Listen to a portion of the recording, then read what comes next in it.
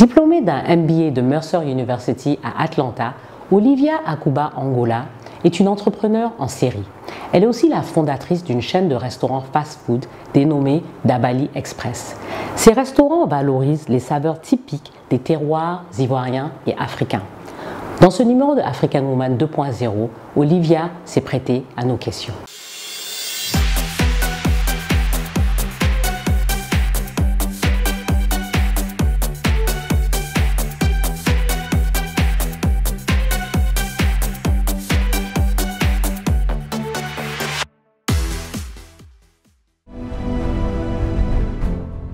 Olivia Angola Akuba a grandi en Côte d'Ivoire où elle obtient une licence en sciences économiques dans une université privée.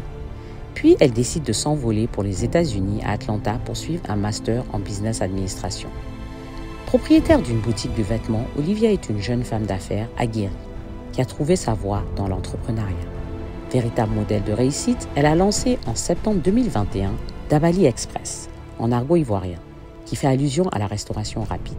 Sa chaîne de fast-food Made in Côte d'Ivoire propose des mets locaux sur un marché offrant essentiellement des menus occidentaux. Son concept est à la fois simple et révolutionnaire, proposer des plats et des boissons typiquement ivoiriens et africains en appliquant les principes des marques internationales de restauration rapide. Mariée et maman, Olivia allie vie familiale et entrepreneuriat et essaye d'impliquer sa famille dans son activité.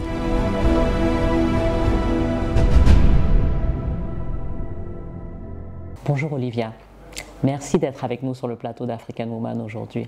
Bonjour Aïssata, c'est un honneur pour moi. Olivia, qu'est-ce que tu faisais comme métier avant de te lancer dans la restauration? Ok, alors avant de me lancer dans la restauration, j'étais dans la vente de vêtements. D'accord. Voilà, donc je me suis essayée. Je suis toujours, voilà, je suis toujours dans la vente de vêtements. Il faut dire que maintenant, ces derniers temps-là, je suis à fond dans le restaurant. C'est vrai? Oui. Sinon, je suis dans la vente de vêtements aussi, avec Max 15, qui est une marque de vêtements qui a une particularité, tout à un maximum 15 000. Avant ça, il y a Fashion Empire, qui est une marque de vente de boubous, de tenues orientales et tout. Et puis, j'ai eu Max Glam, plein de choses et tout. Et maintenant, c'est Dabali Express. Donc, tu fais les habits. Mais les habits, c'est ta marque à toi ou bien tu importes et puis tu vends? Au fait, c'est mon concept à moi. Voilà, c'est un concept et tout. Et puis maintenant, j'importe et tout et puis je vends. Et on fait aussi du Made in Côte d'Ivoire. D'accord. Voilà. Donc, tu as plusieurs boutiques ou c'est une seule? C'est une boutique maintenant. Avant, il y en avait plusieurs, mais maintenant, tout est recentré. Et donc, on est plus centré sur la vente en ligne. Quand tu dis en ligne, c'est-à-dire vous livrez? On livre, voilà. Voilà, donc vous n'avez pas beaucoup de gens qui viennent en boutique et tout ça? J'avais plusieurs boutiques et tout. J'étais ouverte même dans un centre commercial et tout. Mais bon, après, avec l'expérience, avec certaines choses, je me suis rendu compte qu'au fait, en réalité, les Ivoiriens ne vont plus vraiment en boutique choper. On n'a pas le temps en fait. Donc du coup, je me suis dit, bon tiens, pourquoi ne pas faire ce qui marche? Donc je suis concentrée sur la vente en ligne. On a un point physique qui nous sert de stockage, qui nous sert aussi de showroom. Et puis après, tout le reste, c'est vraiment en ligne qu'on travaille. Mais ça, c'est intéressant parce que en fait, donc, tu as identifié un besoin. En fait. Tu as réalisé que les gens ne viennent pas trop en magasin. Mais pourquoi les gens ne viennent plus en magasin d'ailleurs? C'est le manque de temps. Le manque de temps, les journées sont assez courtes à Abidjan. Les embouteillages. Et bon, toi-même, Aïssata, combien de fois tu vas dans un... Bon, voilà. Je veux, mais j'ai jamais le temps. Tu vois? Et donc, je demande même aux gens de me livrer. J'essaye. Et ce qui me va, je garde. Et puis le reste, je renvoie. Et moi-même, c'est comme ça. J'ai réalisé qu'en réalité, en gros, on n'a pas vraiment de flux en magasin, mais on a un grand flux sur Internet et tout, des commandes. Donc, je me suis dit, bon, pourquoi être dispersé partout, avoir des charges colossales, alors qu'on peut se recentrer dans un coin et puis travailler en ligne. Et aujourd'hui, avec tout ce qui s'est passé avec le Covid et tout, on a vu qu'à l'extérieur, on a plein de chaînes qui ont fermé boutique, qui sont concentrées sur les ventes en ligne. On a des chaînes comme, je ne sais pas si vous citez le nom, mais on a ASOS qui a jamais eu de magasin, mais qui est la plus grande marque et voilà, le numéro 1 en vente de vêtements. On a Amazon qui n'a pas de boutique. Donc du coup, je me suis dit, voilà. Donc aujourd'hui, franchement, tout a changé, tout se digitalise, donc on suit le flow. Non, mais c'est très bien, c'est parce que ça va vraiment dans le futur, en fait, dans ce qui va venir dans le futur. Donc maintenant, tu as le restaurant. Pourquoi le restaurant?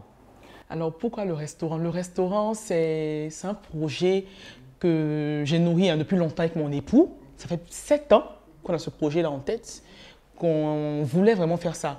Pourquoi? Parce que, pour la petite histoire, mon époux, quand il était étudiant, il a eu à travailler dans un fast-food à l'étranger et tout. Il était même manager d'une grande chaîne de restaurants internationale connue partout. Et il s'est dit, tiens, pourquoi pas le faire à notre façon, le faire chez nous? Ça n'existait pas.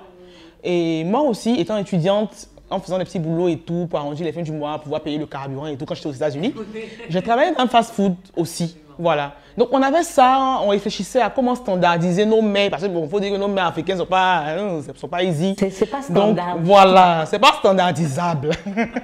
Donc, du coup, on réfléchissait à ça, on s'est dit, bon, faut qu'on le fasse, parce que quand même, on voit ces chaînes-là qui viennent s'installer chez nous, qui font succès et tout, alors que notre nourriture, la nourriture ivoirienne est tellement aimée de partout.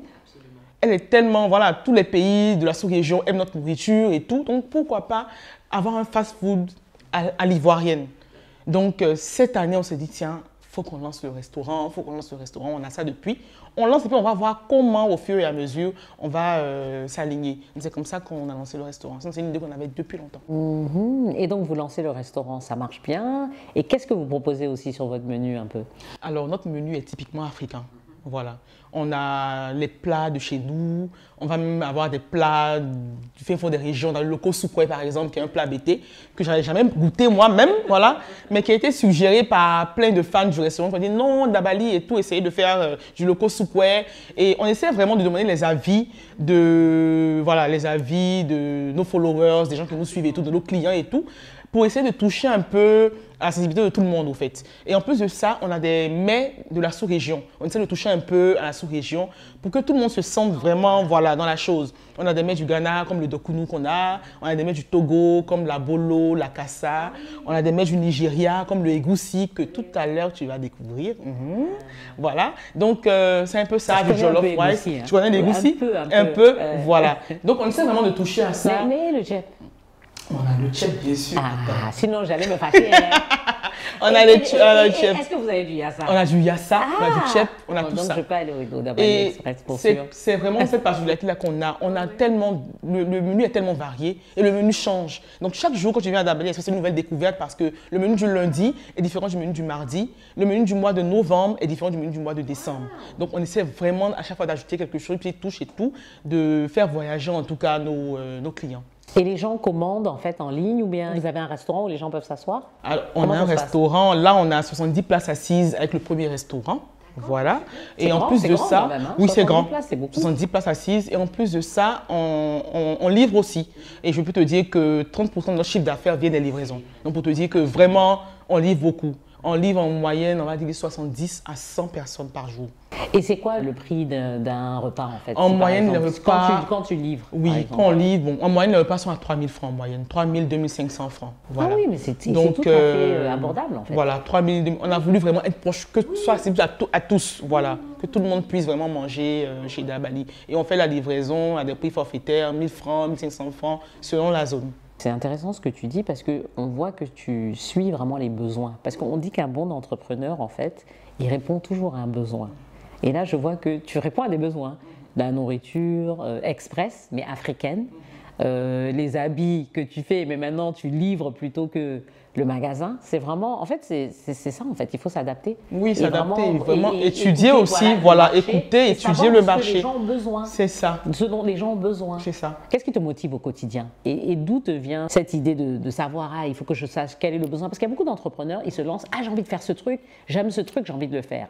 Mais ça ne répond pas à un besoin. Donc finalement, ils se cassent la gueule, ils ne comprennent pas, alors qu'en fait, ça ne répond pas à un besoin. Donc d'où te vient cette motivation? Et puis, comment tu arrives à analyser et pouvoir être aussi clairvoyante, en fait, en quelque sorte? Franchement, j'essaie d'écouter mon environnement. Je suis tout le temps à la recherche de nouvelles choses qui se passent partout. Et puis, je suis une fan de l'innovation. Franchement, j'aime tout ce qui est innovation. Parce que je me dis que quand tu es avec l'innovation, tout de suite, tu es à la source de quelque chose de, voilà, on ne connaît pas ça et tu te lances dedans. Donc, par exemple, le restaurant, c'est vraiment en regardant mes propres besoins. Je regarde un peu, j'écoute un peu ce que les gens disent et tout. Je me suis dit, bon, comment je ne vivais pas ici? Quand je suis rentrée, il y a des fois où tu as besoin de manger. Tu veux manger africain, tu veux manger ivoirien. Mais après, tout le monde n'a pas envie, à cause de certains restaurants qui n'ont pas toutes les mesures d'hygiène et tout. Après, bon, je dis, bon, j'ai envie de manger ça, mais est-ce que je peux vraiment manger ça? Est-ce que c'est bon? Comment c'est fait? Est-ce qu'il y a l'hygiène? Moi, par exemple, avant, je ne mangeais pas de foutou, quelque part, si ce n'est pas chez moi à la maison. Parce que je me suis dit, c'est tellement délicat, c'est manié avec les mains et tout. Si ce n'est pas bien fait, c'est compliqué. J'avais ce blocage-là. Et je me suis dit, si moi j'ai ce blocage, c'est que beaucoup de personnes comme moi ont aussi ce blocage. Il y a ce problème-là qui est là, ça peut répondre à un besoin qui existe. Et honnêtement, on a vu que c'était la bonne combinaison parce que tout de suite, on a eu le retour qu'on recherchait. On a été même tellement étonnés parce qu'on ne s'attendait pas à tant de succès en si peu de temps. On se disait, bon, est-ce que les gens vont capter le concept et tout? Mais honnêtement, les livrains apprennent tellement vite. Donc du coup, franchement, ça s'est bien passé. Et je peux te dire que en matière de communication, par exemple, les clients ont communiqué pour nous. Il n'y a pas meilleure communication. On n'a pas eu à faire beaucoup d'efforts parce qu'ils ont tellement adhéré au concept.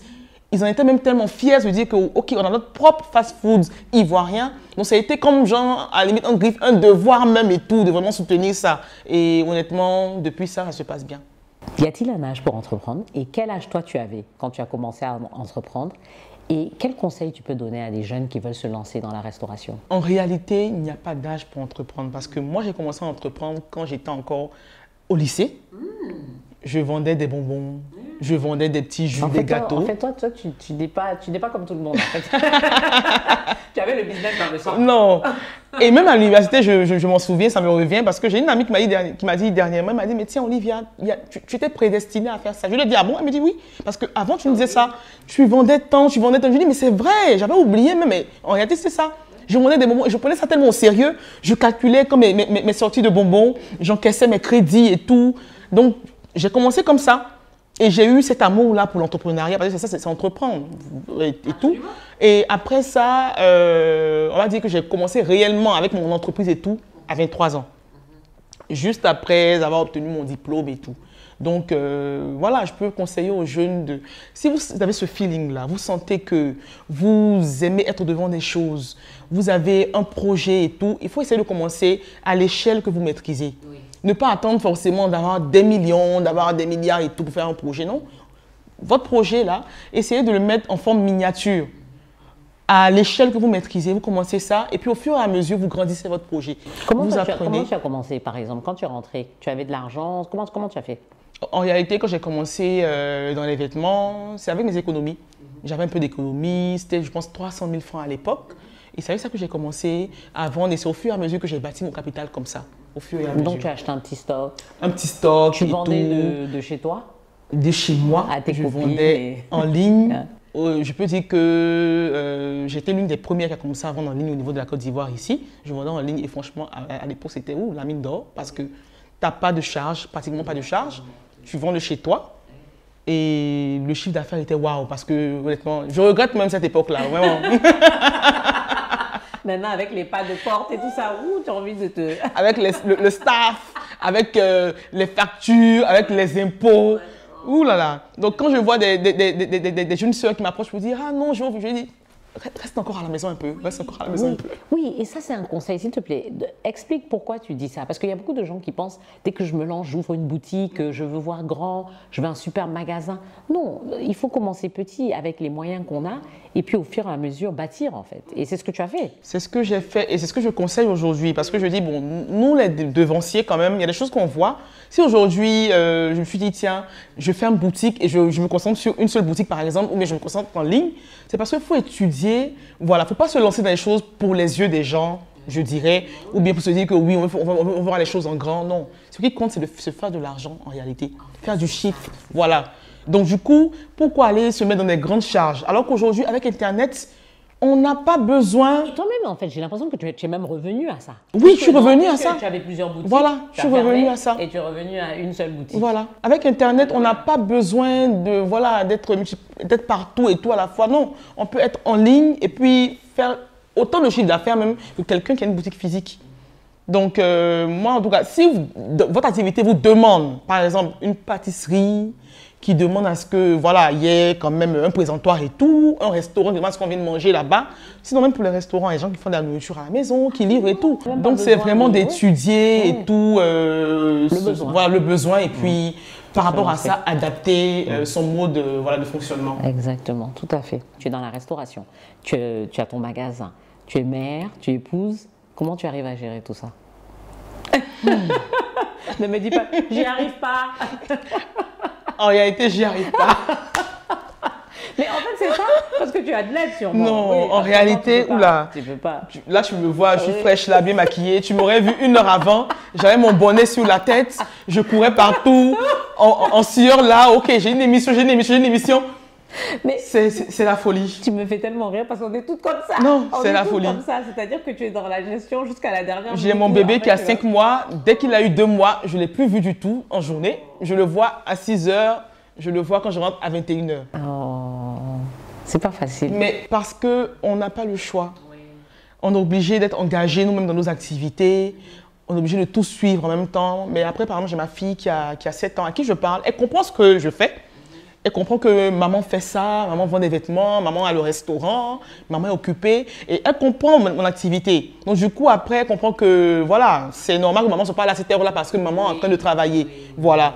Pendant les week-ends, elle vient au restaurant, elle vient au magasin, elle regarde un peu, elle reçoit même encore.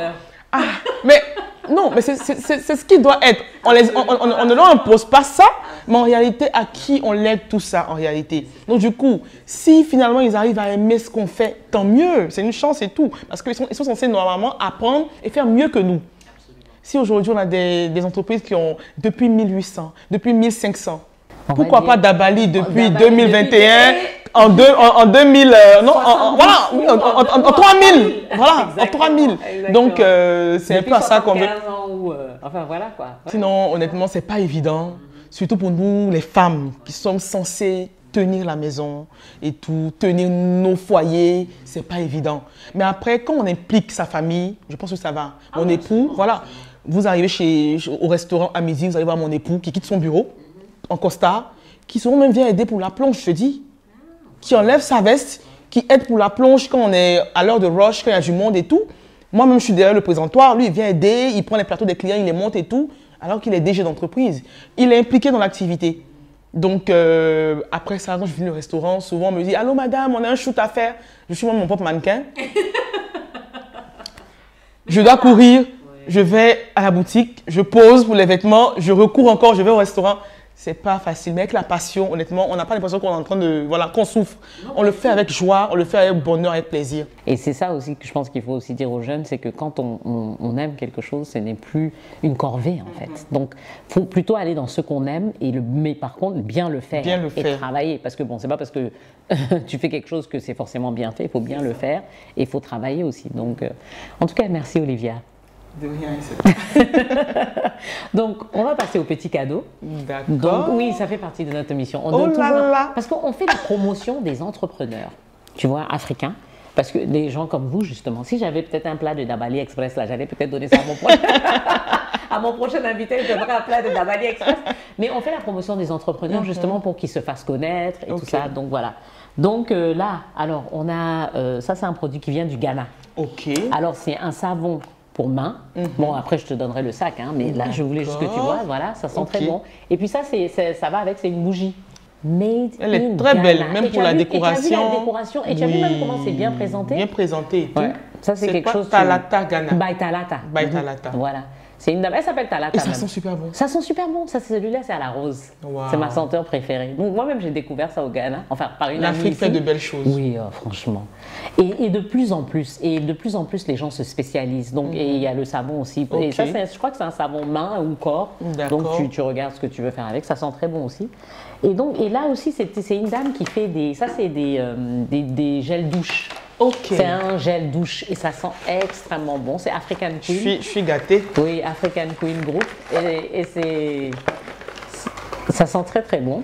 Et elle fait ça, apparemment, elle produit ça en Angleterre, mais elle vend ça ici. Ok, ça sent super bon. Gel mousse, oui, à la fraise. African Queen. Et bon, on va t'offrir aussi, on a un bouquet pour toi aussi. Bon, après, on va passer à ça. Hein. On a un bouquet. Le bouquet qui est là, il est pour toi. Ok. Le bouquet de fleurs qui vient de l'atelier floral. D'accord. Voilà, c'est un bouquet fait de fin d'année, donc bon, on va te l'offrir. Merci. Et puis, voilà, donc parle-nous justement, parce que tu nous as fait un plat aujourd'hui. Justement, donc aujourd'hui, on a décidé d'être local, puisqu'on a avec Dabali Express. Donc, tu nous as préparé un plat, on va passer au plat tout de suite, mais dis-nous un peu de quoi il s'agit. D'accord. Alors, je voulais vous faire une proposition pour les fêtes. On est en Côte d'Ivoire, donc il faut qu'on fasse aussi voilà, un clin d'œil à nos mets et tout. Mais au-delà de ça, j'ai voulu faire découvrir quelque chose de différent. Et on a introduit le egoussi soupe, qui n'était pas connu de beaucoup, mais ce plat-là, on l'a fait aimer parce que beaucoup de personnes aujourd'hui l'aiment, des gens qui n'avaient jamais mangé ça auparavant, qui viennent spécialement prendre ça. Olivia, explique-nous un peu. Donc bon, ça on reconnaît que c'est voilà, du riz.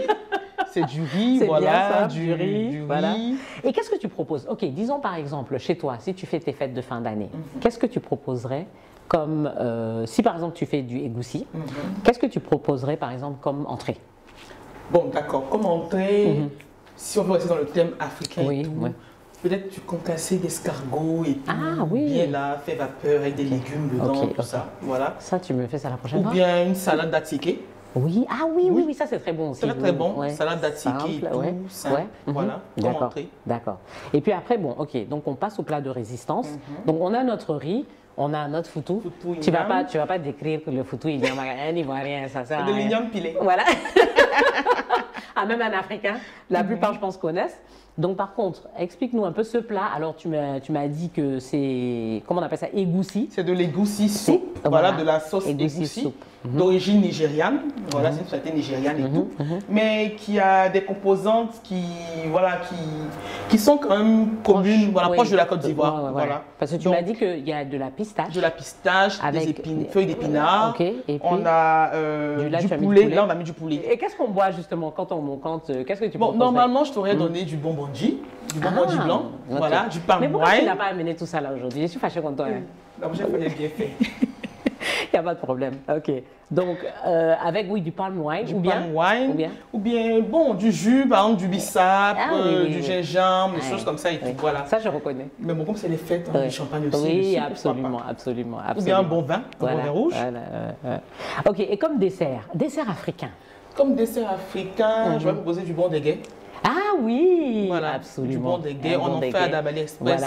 Mais décris un peu le déguet pour ceux qui ne connaissent pas en fait. C'est du yaourt, voilà, mixé du mil. Voilà, c'est ça. Voilà, exactement. Ça, très bon. C'est très bon. Ouais, sucré. Et puis il y en a qui mettent parfois un peu des raisins. Voilà, un peu de raisin dedans et tout. Mais on le mange nature, juste du déguet traditionnel. Ouais. Et donc tu en fais? Oui. C'est où? À Dabali Express. Ok, d'accord. Bon, donc je dois aller à Dabali Express. Mais tu commandes en ligne. On a un site web en plus. Oui, c'est ça. Je vais ici, on te livre. Mais j'ai pas besoin de commander. Je peux appeler un numéro? Oui, un numéro. Tu peux appeler, tu commandes. Tu appelles, tu commandes. Ok, c'est quoi le numéro? Ou bien 07 67 76 76 76. Ah, c'est facile.